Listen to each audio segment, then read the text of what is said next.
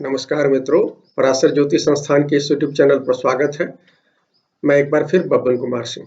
मित्रों, आज सूर्य ग्रहण की बात करेंगे विशेष रूप से, और साथ में भारत में किसान आंदोलन हो रहा है, उसको सूर्य ग्रहण के आधार पर देखने की कोशिश करेंगे कि क्या इम्पैक्ट किसान आंदोलन या भविष्य में क्या इसका फल मंडल लेवल पर देखा जाएगा, इसकी बात करेंगे। साथ में गुरु चूंकि 7वें दिन सूर्य ग्रहण के 7वें दिन शनि गुरु की महायुति भी हो रही है मकर राशि में, उसका भी इसको जोड़ने की कोशिश करेंगे कि इसका क्या इम्पैक्ट है, इस पर बात करेंगे। हम अपने मासिक दिसंबर वाले में कुछ बातें मैंने आपको सूर्य ग्रहण के बारे में की थी, उससे आगे बातें हम करेंगे आज। मित्रों, सूर्य ग्रहण जो है ये जो है 14 दिसंबर को हो रहा है और ये भारत में नहीं देखा जाएगा। अब चूंकि भारत में नहीं देखा जाएगा, क्योंकि सूर्य ग्रहण की मान्यता ये है कि जब देखा जाता है वहाँ उसकी कुछ जैसे भारत में जब देखा जाता है ग्रहण तो सूतक माना जाता है। बहुत सारे हम काम नहीं करते हैं, कारण कि माना गया है कि ग्रहण जब होता है तो वो हमारे आध्यात्मिक उत्थान की चीजें है। हालांकि ये अशुभ घटना नहीं है, लेकिन सूतक इसलिए माना गया है कि इसको मंडेन काम में हमको इस्तेमाल नहीं करना चाहिए। ये जो समय है हमारे, जैसे हम लोग द्वैध में जीते हैं, आत्मा और शरीर के लेवल पर जीते हैं, तो अभी हमको शरीर की जगह आत्मा की बात करनी चाहिए और आत्मा की बात सोचनी चाहिए जब भी ग्रहण होता है। तो अब चूंकि भारत में देखा नहीं जाएगा तो सूतक की मान्यता तो नहीं होगी, लेकिन हमारा जो अभी तक अनुभव है, जब भी, और ये चूंकि खग्रास फुल पूर्ण सूर्य ग्रहण हो रहा है, तो इसका इम्पैक्ट कहीं ना कहीं हम लोगों पर दिखेगा। तो इसलिए हालांकि अपने यहाँ इसको लेकर बहुत सारा विरोधाभास है, बहुत सारे लोग इसको नहीं मानते हैं कि ग्रहण जहाँ होता है वहीं उसको मान्यता मिलती है। पहले के ज़माने में जब हमारे पास इन्फॉर्मेशन नहीं थी, तो हम इसको नहीं मानते थे, हम नहीं देख पाते थे, बहुत सारी दुनिया के हिस्सों की जानकारी नहीं होती थी, तो हम नहीं मानते थे और आज भी हम उसको मान रहे हैं। लेकिन अब जब हमको जानकारी है और ये एक टूल है हमारे पास, एक टूल है जिस टूल का इस्तेमाल करके हम देख सकते हैं, तो हमको इसका इम्पैक्ट देखना चाहिए और इसी संदर्भ में हम बात आपको आज आगे करेंगे। ये जो सूर्य ग्रहण 14 दिसंबर को हो रहा है, ये सोमवार का दिन होगा और अगहन का अमावस्या, हमेशा सूर्य ग्रहण जो होता है अमावस्या को होता है, चंद्र ग्रहण जो होता है वो चंद्र ग्रहण पूर्णिमा के दिन होता है। हम अपने मासिक वाले में कुछ गलती कर गए हैं, हमने सामने बता दिया है चंद्र को। तो अभी जो ये सूर्य ग्रहण होगा तो चंद्र भी सूर्य के साथ उसी राशि वृश्चिक राशि में होगा जहाँ हो रहा है। तो ये अगहन अमावस्या को हो रहा है, सोमवार दिन है, शूल योग है और किमस्तुग्न करण है और ज्येष्ठा नक्षत्र में हो रहा है। तो पंचांग यदि देखिए, 5 अंग जो है, अमावस्या शनि, पूर्णिमा और अमावस्या के स्वामी शनि को माना गया है। सोमवार होने के कारण चंद्रमा इसके स्वामी है। शूल योग गुरु के तहत आता है और किस्तुग्न जो करण है वो मंगल इसके स्वामी माने गए हैं और ज्येष्ठा नक्षत्र है, बुध इसके स्वामी माने गए हैं। तो मिक्स बैग आप देखिए इसमें, यदि आप देखें तो मंगल शनि है एक तरफ और साथ में क्या कहते हैं बुध है, तो ये है, और दूसरी तरफ देखिएगा तो चंद्रमा और ये है। तो मिक्स बैग आप कह सकते हैं, पंचांग से चीजें दिख रही है। और इसके बाद हम देखें तो ये जो हो रहा है, ये हमको पता है कि राहु और केतु सितंबर में आ गए हैं, 23 सितंबर को। यहाँ ये वृश्चिक और वृषभ के जोन में है। राहु वृषभ में है और केतु वृश्चिक में है। तो अगले 1.5 साल तक जो भी ग्रहण होना है इसी दोनों राशियों के बीच में होगा। और ये जो हो रहा है इस बार वृश्चिक में हो रहा है, चूंकि केतु के साथ ये ग्रहण हो रहा है। केतु और सूर्य के मिलन के कारण ये हो रहा है। और आपको पता है सूर्य ग्रहण 18 डिग्री के होता है, केंद्र में होता है, तो ये होता है। और इस बार जब सूर्य ग्रहण हो रहा है तो ऑलरेडी सूर्य जो है क्रॉस कर चुके हैं, क्योंकि 25.5 डिग्री के आसपास में अभी केतु है, उनको क्रॉस करके अभी है। और जब कल ये सूर्य ग्रहण होगा तो वो लगभग 28-29 डिग्री पर 28-29 माने 28.59 डिग्री पर ये होना है यदि देखा जाए। हालांकि मैं कहूँ भोपाल में मैंने ये देखा, जब ये पूर्ण सूर्य ग्रहण होता है, पूर्ण सूर्य ग्रहण तब होता है जब सूर्य और चंद्रमा मिलते हैं। तो जो स्पर्श है, पूर्ण स्पर्श है, वो लगभग हो रहा है जिस टाइम में, वो है 10:47 के आसपास में हो रहा है। और ये इस समय 29 डिग्री और लगभग 1 मिनट के आसपास में हो रहा है। तो मैं भोपाल में जो मैं जगन्नाथपुरा से ये देख रहा हूँ, ये 29 एक 01 मिनट के आसपास में बता रहा है। लेकिन जो पंचांग है, पंचांगों में ये दिया गया है, वो है 28:59 पर होगा। तो हम, और ये जो बिंदु होता है, ये ज्येष्ठा का क्षेत्र है और ये ज्येष्ठा का अंतिम नवांश है। और ज्येष्ठा का अंतिम नवांश और मूला का पहला नवांश, माने 3:20 ज्येष्ठा का, माने वृश्चिक राशि के अंतिम नवांश 3:20 अंश, और मूल नक्षत्र का पहला नवांश जो होता है 3:20 तक, ये गंडांत क्षेत्र कहते हैं। गंडांत क्षेत्र आप लोग पता है कि ये माना जाता है कि जब जलीय राशियां और अग्नि तत्व की राशियां मिलती है तो वो क्षेत्र होता है, क्योंकि दोनों विपरीत स्वभाव के ग्रह हैं। जल जब अम, पानी से, जल जब अग्नि से मिलता है तो भाप क्रिएट होता है और सारी चीजें होती है, हमारे एक विचित्र स्थिति होती है डिफरेंट एस्पेक्ट होने के कारण। तो ये गंडांत क्षेत्र माना जाता है कि ये कार्मिक क्षेत्र है हमारे जीवन का। और यहाँ जो है हमारे जीवन में यदि कोई ग्रह है, हमारा लग्न है, राशि है, चंद्रमा है, और यदि कोई महत्वपूर्ण और दूसरा ग्रह है जो आपकी कुंडली में जो कारक ग्रह है या जिसकी इम्पैक्ट है, यदि वो फंस गया है इस क्षेत्र में, तो आपके जीवन में कुछ महत्वपूर्ण ट्रांसफॉर्मेशन के दौर से आपको गुजरना पड़ता है यदि गंडांत में होता है। क्योंकि नॉट होता है, इसको आपको सुलझाना होता है, पिछले जन्म से जुड़ा हुआ माना गया है एस्ट्रोलॉजी में। तो इस क्षेत्र में हो रहा है, लेकिन इसमें भी हम आधुनिक लोग जो हैं वो मानते हैं कि अंतिम जो 48 मिनट होता है, जैसे ज्येष्ठा का अंतिम 48 मिनट और मूल नक्षत्र का शुरुआती 48 मिनट, माने 1 डिग्री से 12 मिनट कम, दोनों साइड से यदि घटा दीजिए तो इसको गंडांत बहुत सारे लोग मानते हैं। और एवरेज हम लोग कह देते हैं कि 1 डिग्री अंतिम और शुरुआती 1 डिग्री, तो लेकिन जनरली 48 मिनट को लेते हैं। तो उस तरह से देखिए तो ये गंडांत प्योर गंडांत से थोड़ा सा डिस्टेंस है। लेकिन नवांश जो हमारे बृहद पराशर होरा शास्त्र में पराशर मुनि ने जो कहा है वो दिया है, उसमें अपन लेते हैं वो पूरा नवांश लेते हैं। तो एक तरह से गंडांत क्षेत्र आप ले सकते हैं। और चूंकि यदि आप 48 मिनट वाले हिस्से को भी देखते हैं तो उसके एकदम पास में हो रहा है, 15-16 मिनट के अंतराल पर हो रहा है, तो इसका इम्पैक्ट निश्चित रूप से गंडांत वाला कुछ न कुछ दिखेगा। और गंडांत में होने का मतलब है ग्रहण कि इसका इम्पैक्ट जो जिन भी जातकों का 5 दिन पहले या 5 दिन बाद या 5 डिग्री जिसको कहिए, 5 डिग्री हम लोग लेते हैं, 5 डिग्री पहले और 5 डिग्री, यदि 29 डिग्री अपन मान लेते हैं तो स्टैंडर्ड 29 डिग्री मानने का मतलब है कि ज्येष्ठा में यदि आपका 24 डिग्री पर है, 24 5 29 हुआ तो 24 डिग्री है, और आगे यदि मूला में 4 डिग्री तक यदि है, 1 डिग्री लास्ट, और मूल नक्षत्र में यदि 4 डिग्री है, तो इस क्षेत्र में यदि आपका कोई महत्वपूर्ण ग्रह है, खासकर लग्न, चंद्रमा, शुक्र, तो निश्चित रूप से इसका इम्पैक्ट आप पर पड़ने जा रहा है।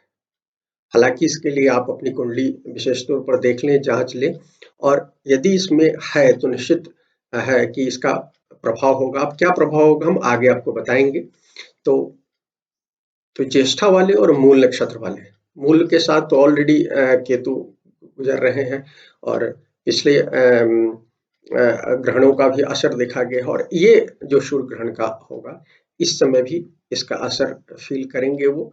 और कहा जाता है कि ग्रहण का जो असर होता है वो टर्मोइल एनर्जी, ट्रांसफॉर्मेटिव एनर्जी पैदा करती है, ये परिवर्तन को बताती है। देखिए राहु केतु क्या है, कार्मिक ग्रह है, और जब भी राहु केतु आते हैं और उस क्षेत्र से जब भी सूर्य और चंद्रमा गुजरते हैं, और सूर्य ग्रहण के समय 18 डिग्री के इर्द गिर्द यदि होता है, तो इस बार यदि देखिए तो केतु लगभग 3 डिग्री 3.5 डिग्री के अंतर पड़ेगा जब ये ग्रहण हो रहा है, तो ग्रहण की स्थिति बनती है। और इस ग्रहण में बताता है कि ये हमारे जीवन में कुछ महत्वपूर्ण परिवर्तन लाने वाला जा रहा है। प्रायः क्या होता है कि ये जो है वृश्चिक राशि जो है स्थिर राशि में आती है। आपको पता है स्थिर राशियां जो है वो 2 नंबर की राशि, 5 नंबर की राशि, 8 नंबर की राशि और 11 नंबर की राशि कही गई। माने वृषभ, सिंह, वृश्चिक और कुंभ। तो ये वृश्चिक भी है, स्थिर राशि है। तो स्थिर राशि होने के कारण यहाँ लोग स्थिर रहकर माने परिवर्तन को पसंद नहीं करते हैं।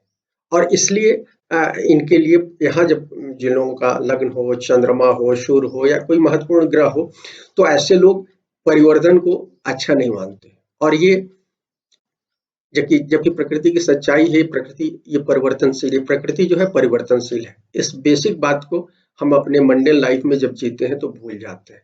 तो इस बात को जो लोग याद करते हैं उनके लिए सूर्य ग्रहण कोई बहुत बड़ी दिक्कत नहीं देने जा रहा है, क्योंकि वो जो थोड़ी बहुत टर्मोइल होगा उसको वो झेल लेंगे। लेकिन जिन लोगों के लिए जो हम लोग यथास्थिति को बनाए रहने पर बिलीव करते हैं, हमेशा मानते हैं कि यदि हम कहीं है तो अस्थायी स्थिति, अच्छी स्थिति में है तो बदल जाए, और खराब स्थिति होती है तब हम बदलना चाहते हैं कि खराब से हम अच्छी स्थिति में जाना चाहते हैं।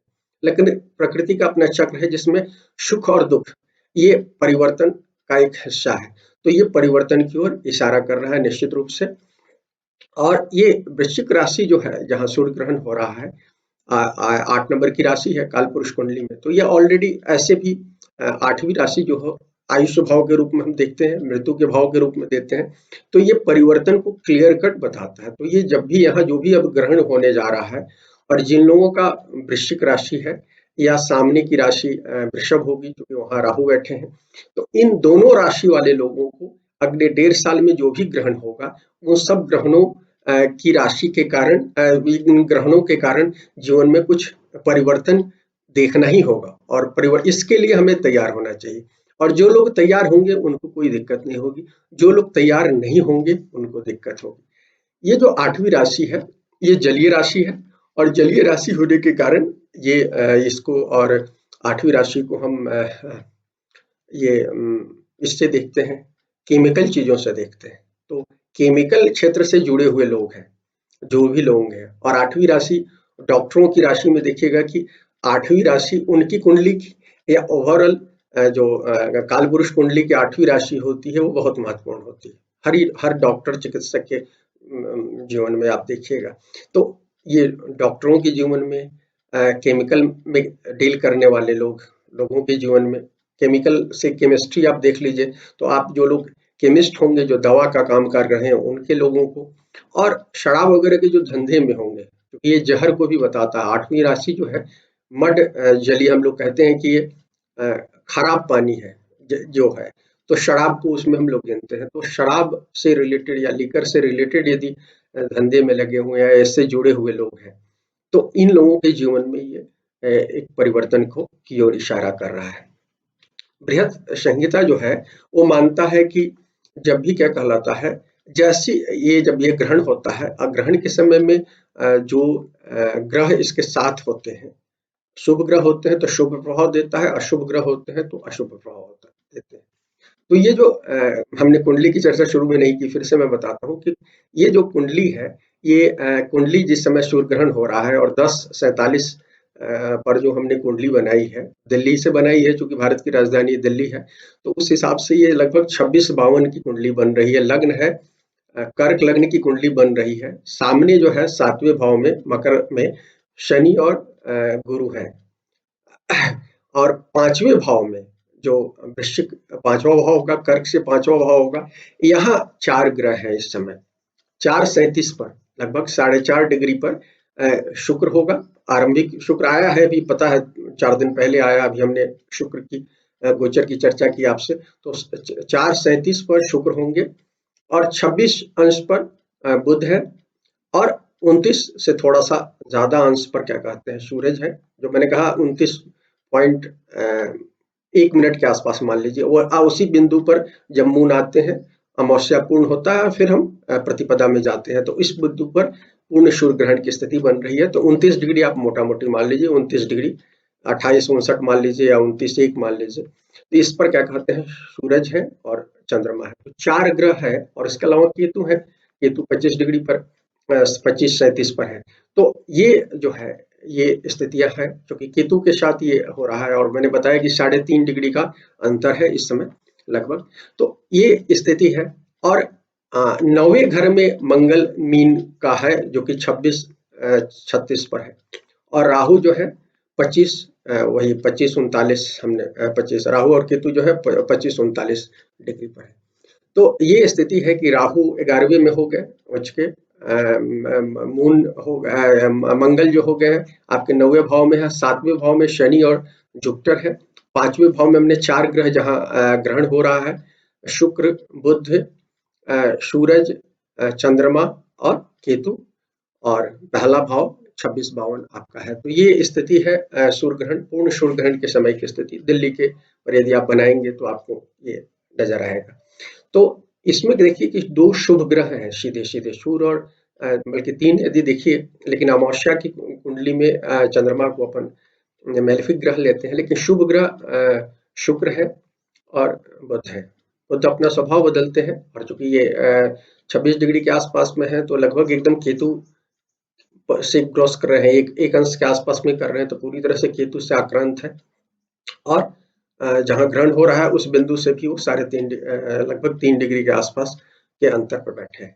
तो लेकिन शुक्र और बुध जो है ये शुभ ग्रह माने गए हैं, तो ये शुभ ग्रह यहाँ बैठे हैं, तो निश्चित रूप से हमने जो आपको बताया है कि जो केमिकल चीज है और ये है लीकर है, या जिससे संबंधित जो माना जाता है वृश्चिक के क्षेत्र में, इससे संबंधित क्षेत्रों से जो लोग जुड़े होंगे और जिनके कर्म अच्छे हैं, जिन्होंने मेहनत की है, तो निश्चित रूप से इस समय ऐसे बहुत सारे लोगों को सूर्य ग्रहण के बाद आपको लाभ होता दिखेगा। हम यहाँ एक चीज जोड़ते रहे, जनरली लोग कहते हैं कि 3 महीने तक इसका इम्पैक्ट ज़्यादा होता है, और कुछ लोग अगले सूर्य ग्रहण तक इसका इम्पैक्ट लेते हैं, कुछ लोग 1 साल तक लेते हैं, और कुछ लोग डिग्री के अंतर से हिसाब लेते हैं, साल भी मानते हैं। लेकिन कम से कम 3 महीने तक इसका इम्पैक्ट मेजर देखा गया है किसी भी सूर्य ग्रहण, खासकर जो खग्रास या पूर्ण सूर्य ग्रहण होता है तो उसका देखा गया है। तो अगले 3 महीने तक सूर्य ग्रहण का रिजल्ट जो होगा अनफोल्ड होगा, मैंने सामने आपके आएगा, जिनका भी होगा। तो आप देखिए, हमने आपको केमिकल की बात की, केमिस्ट्री की बात की, हमने आपको दवा की बात की।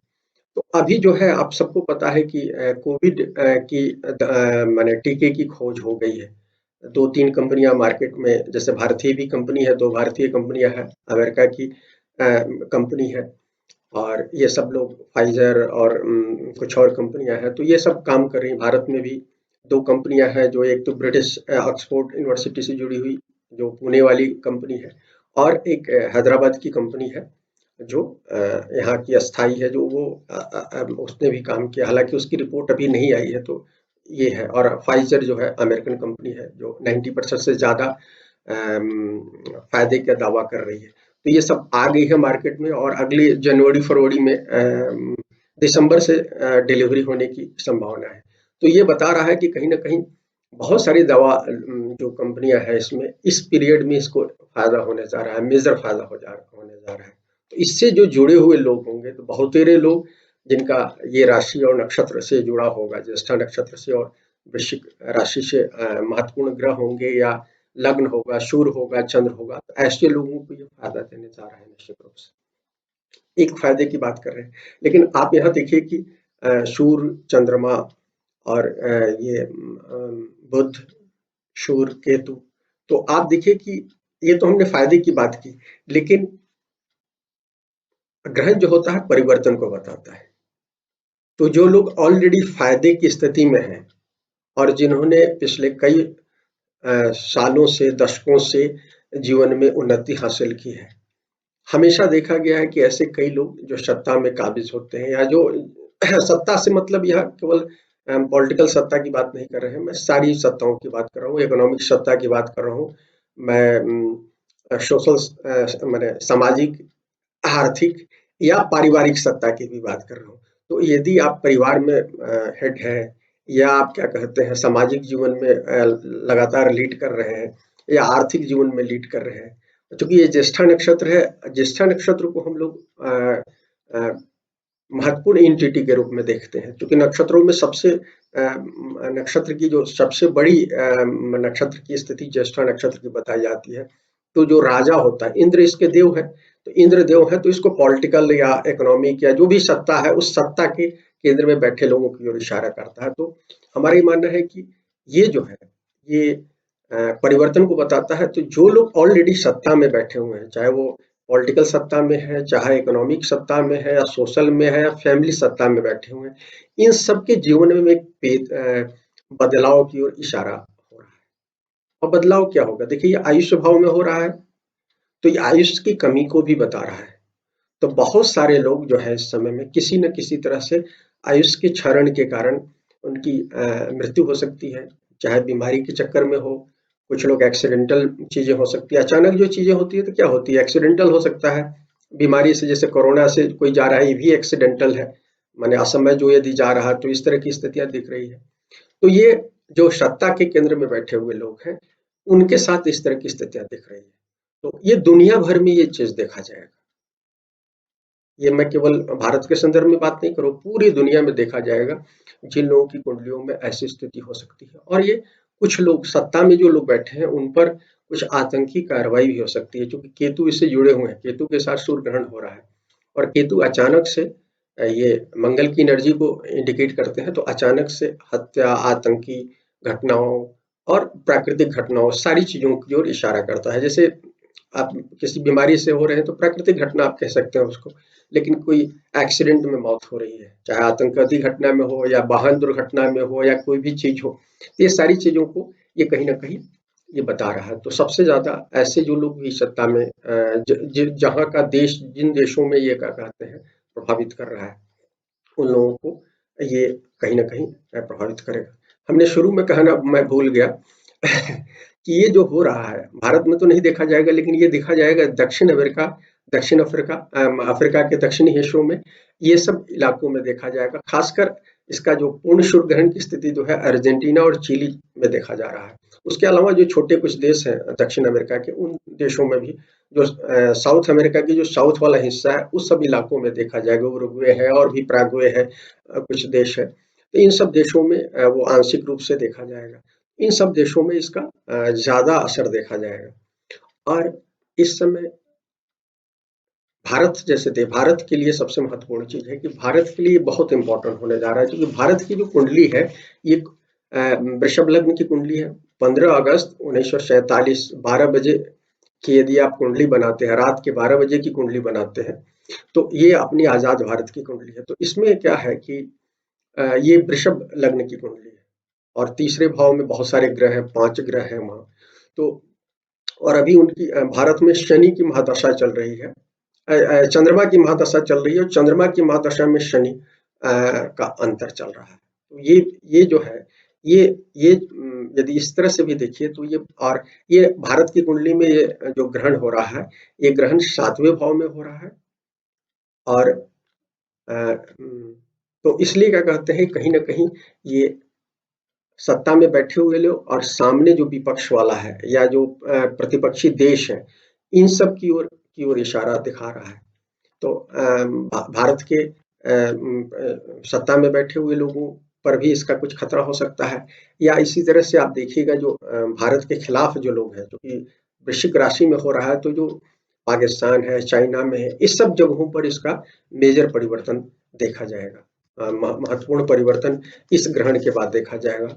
अगले 3 महीने में इसकी चूंकि वहाँ पॉलिटिकल टर्मोइल हो सकता है, कुछ और चीजें हो सकती हैं, कुछ आतंकी घटनाएं हो सकते हैं, प्राकृतिक, चूंकि सूर्य ग्रहण के बाद भूकंप वगैरह की स्थितियां बनती है, शुरुआती 1-2 वीक के अंदर बहुत सारी चीजें होती है।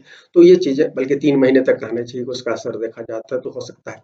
और ये चूंकि ये जो हो रहा है, यदि कुर्मी चक्र से देखा जाए, तो ये उत्तर पश्चिम वाले हिस्से में हो रहा है।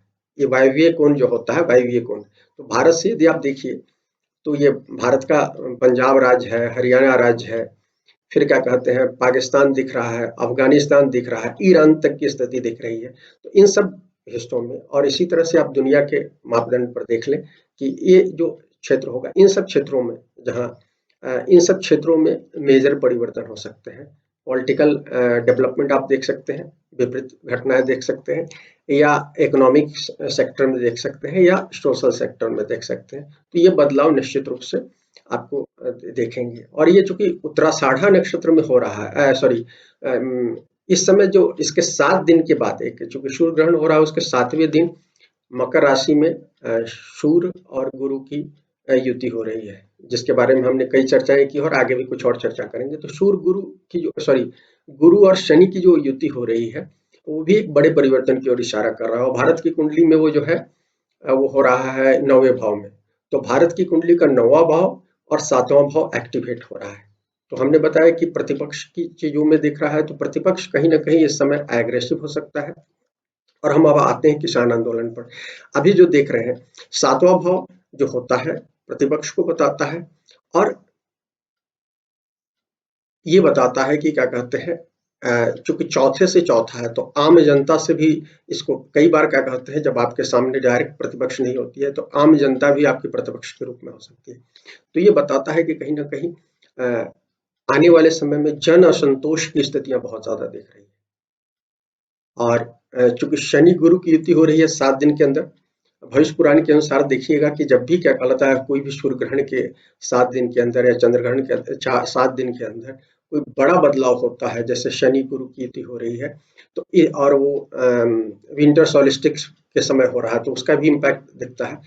जब भी कोई महत्वपूर्ण समय में कोई ये होता है, कोई युति महायुति होती है, तो वो भी हो रही है। तो आप उन सबको जोड़कर देखेंगे तो आपको पता चलेगा कि ये भारत की कुंडली में अ, सत्ता के खिलाफ बहुत सारा क्या कहते हैं स्थितियां दिख रही है। जैसे 9वां भाव में शनि गुरु युति हो रही है, तो जो 9वां भाव जो होता है वो धर्म का भाव है।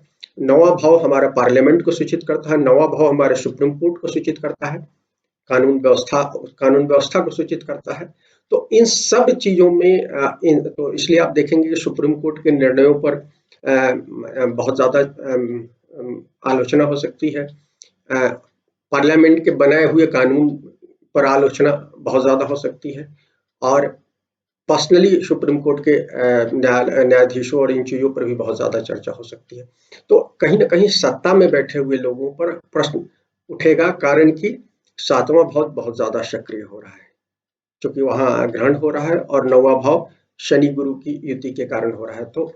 और तो इसलिए आप देखेंगे, और ये कालपुरुष कुंडली के 8वें से रिलेटेड है, तो हमने पहले ही बताया है कि कहीं ना कहीं वो मेजर ट्रांसफॉर्मेशन को बताता है। तो बहुत सारे लोग जो चाहे वो इकोनॉमिक पावर में हो, चाहे सोशल लैडर पर ऊपर हो, चाहे वो पॉलिटिकल लैडर पर हो, इन सब लोगों को इस अगले 3 महीने बहुत ज्यादा सतर्क हो जाना चाहिए।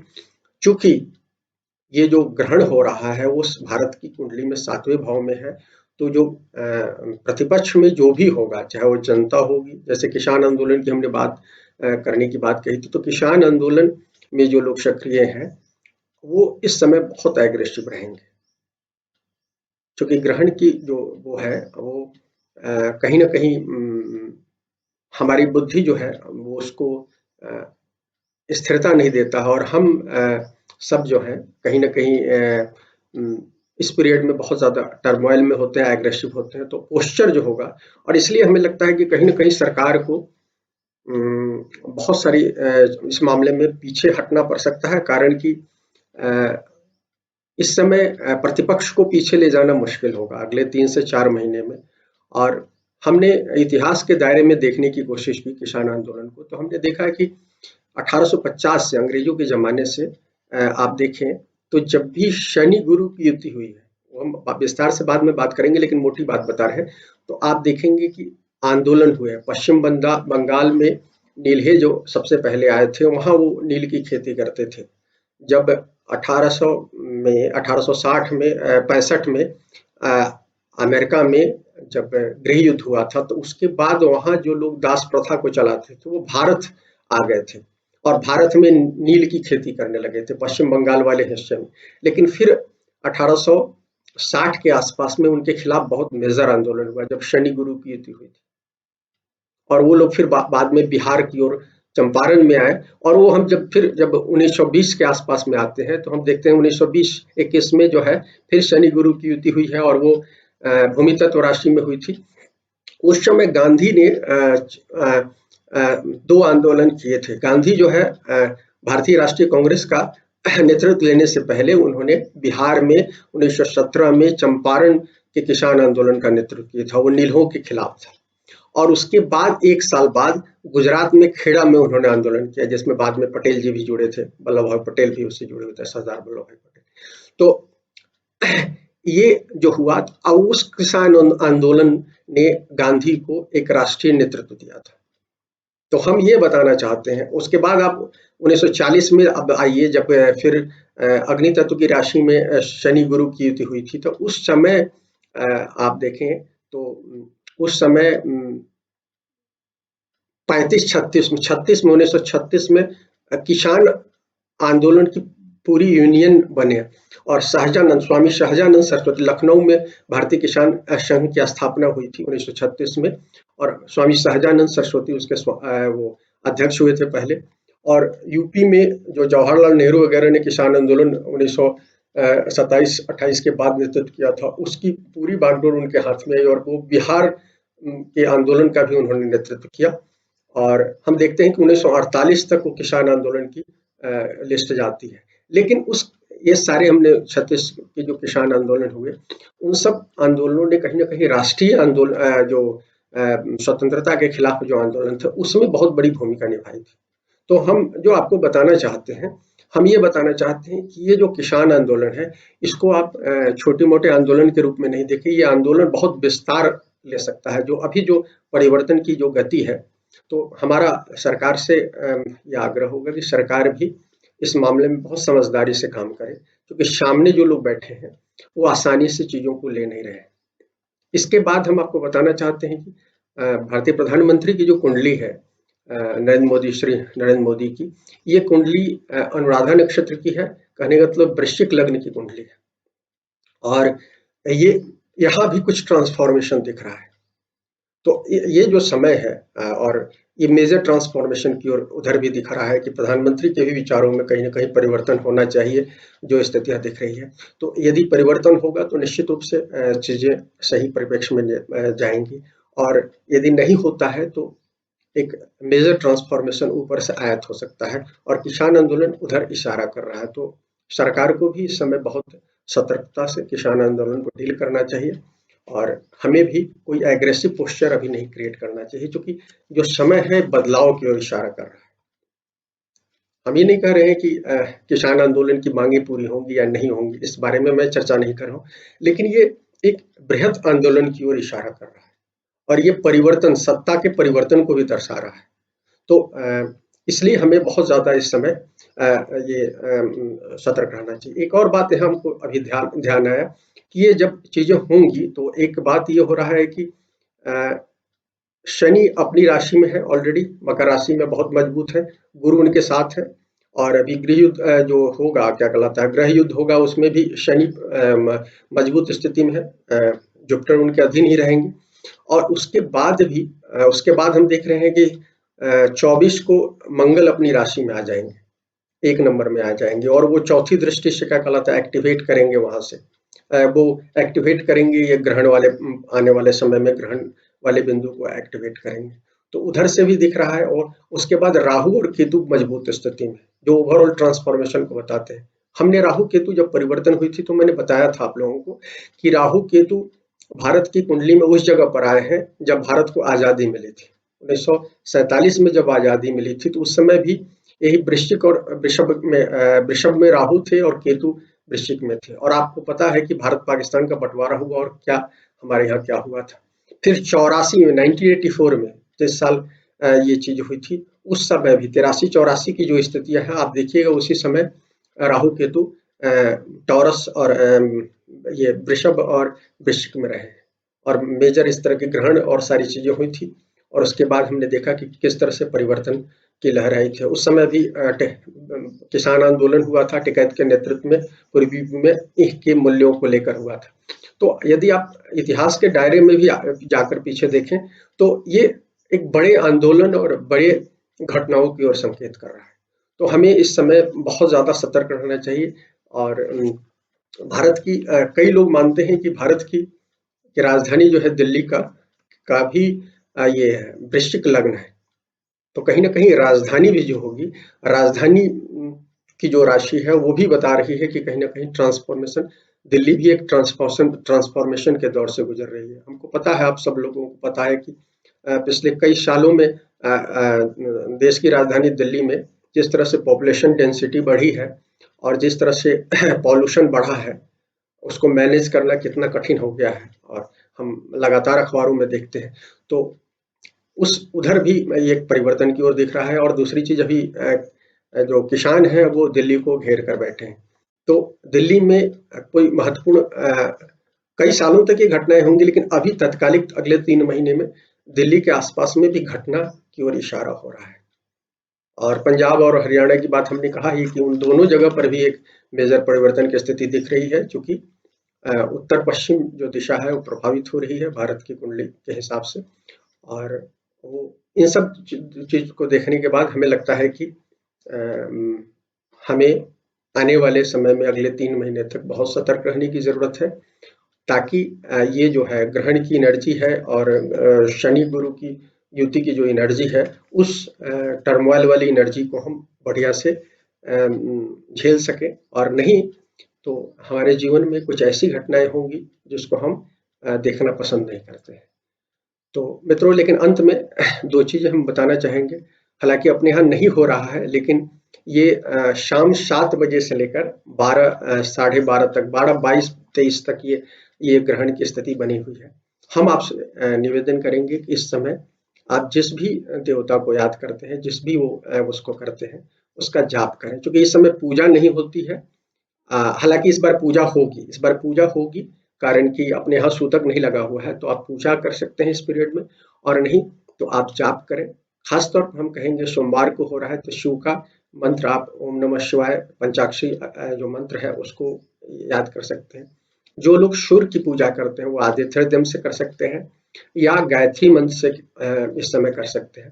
तो हमारा आपसे होगा कि 10 साढ़े 10 के आसपास में हो रहा है, 10:47 पर हो रहा है, तो आप इस आसपास में आधे घंटे पहले से अगले आधे घंटे तक एक आध घंटा यदि आप कुछ जाप कर सकते हो, जो भी आप यदि हनुमान की पूजा करते हैं तो हनुमान को करें, आप गणेश की पूजा करते हैं तो गणेश को करें। तो आप वैसे भी वृश्चिक राशि है तो आप मंगल की राशि है, तो आप किसी भी देवता को आप याद करें इस समय, ताकि आप इस जो एनर्जी है, जो सूर्य ग्रहण के बाद जो एनर्जी डेवलप होगी, वो एनर्जी आपको एक सही रास्ते की ओर, माने आपको धुंध में ले जाने के बदले, छाया में ले जाने के बदले आपको प्रकाश मिलता रहे, ताकि आपका जीवन बेहतर हो। मित्रों, ये हमने सूर्य ग्रहण के बारे में कुछ चीज़ें जो मैंने अभी कुछ पढ़ा, कुछ अनुभव किया, वो आपसे शेयर किया। यदि ये वीडियो पसंद आए तो लाइक करें, शेयर करें, हमारे चैनल को सब्सक्राइब करें। शुक्रिया मित्रों।